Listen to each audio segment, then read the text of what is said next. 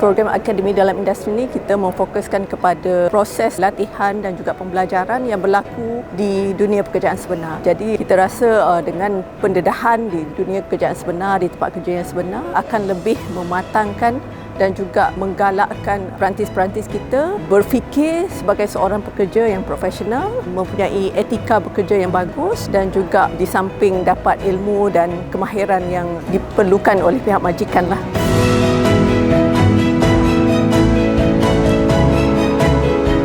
Keberkesanan dia memang sangat besar. Impak dia memang kita boleh lihat dari tiga segi elemen yang utama lah, dari segi sastia, dari segi akademik dan soft skill perantis ini. Kepada para graduan, tahniah atas kejayaan yang diraihkan hari ini.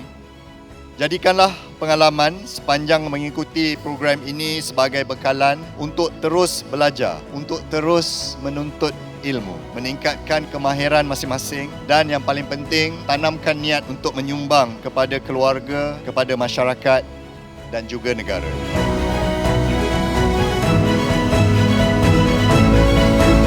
Perubahan yang saya nampak dekat dia, dulu dia kurang keyakinan. Sebab saya pun niaga juga. Jadinya kalau untuk berusaha menghadap orang ramai untuk handle customer ke apa, dia tak yakin. Dia tak boleh. Tapi dengan program SIDN ni, dia nampak lebih keyakinan lah.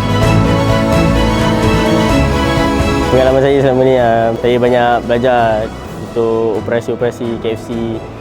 Duduk cashier, kita kena layan customer. Saya banyak duduk tempat, so boleh uruskan dengan sendiri. Harapan saya untuk ibu bapa yang di luar sana, kalau ada peluang dan kekosongan untuk program ni, boleh join and patut join. And dia tak jugalah kerja saja, malah dia boleh belajar juga and kita boleh dapat kedua-dua kebaikan dalam bidang pekerjaan dan bidang pendidikan.